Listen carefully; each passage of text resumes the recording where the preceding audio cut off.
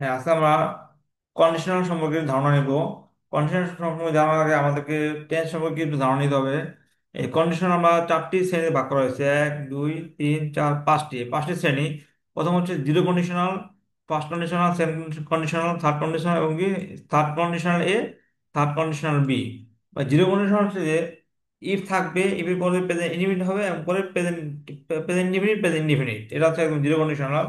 তারপর হচ্ছে first conditional, present indefinite, future indefinite. তারপর হচ্ছে second conditional, past indefinite, subject থাকবে, আর উড কুড মাইট ভার্বের বেস ফর্ম হবে, ভার্ব ওয়ান যেটা বলা হয়।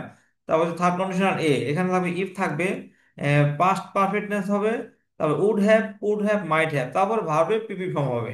এটা হচ্ছে থার্ড কন্ডিশনাল এ। তারপর হচ্ছে থার্ড কন্ডিশনাল বি, হ্যাড থাকবে, তারপরে সাবজেক্ট থাকবে, ভার্বের তিন নম্বর ফর্ম, পিপি ফর্ম থাকবে, অবজেক্ট থাকবে। Would have, could have, might have, তারপর ভার্বের পিপি ফর্ম। এই যে আমাদের এখানে যে ফর্মেটটা আছে, এই পাঁচটা লাইন যদি আমরা বুঝতে পারি, তাহলে এখান থেকে আমরা পুরোটাই ধরতে পারবো যে কখন থেকে কোনটা হচ্ছে আর কি। যেমন এখানে প্রথম বলা হয়েছে যে he would dashed arrest if he had tried.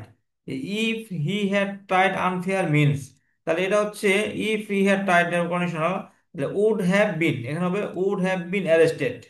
তারপর হচ্ছে আবার if the price is low, the demand will increase, এটা হচ্ছে কন্ডিশনাল।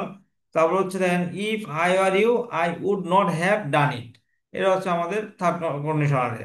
এই তিনটা কন্ডিশন হচ্ছে আমাদের প্রাথমিক পরীক্ষা আসে। তারপর দেখেন যে complete the sentence, if I are you I would take the money, I would take the money, এটা পাস্ট টেন্স, এটা পাস্ট টেন্স চলে গেছে। তারপর হচ্ছে this could have work, could have work if I had been more cautious, এটা বিশেষ পরীক্ষা আসে এটা। তারপর হচ্ছে যে this could have might work if I had been if I had been more foresighted. তারপর পিএসসি এবং অন্যান্য প্রশ্ন আছে। তো আমরা এখন আমরা যদি এই কন্ডিশন সম্পর্কে এই মানে পাঁচটা লাইন ভালোভাবে বুঝতে পারি, তাহলে কন্ডিশন সম্পর্কে আমাদের একটা বেশি ধারণা চলে আসবে। আমরা যে কোনো কন্ডিশন প্রশ্নের উত্তর খুব সহজে এবং সুন্দরভাবে দিতে পারবো। সবাইকে ধন্যবাদ। আসসালামু আলাইকুম রহমতুল্লাহ।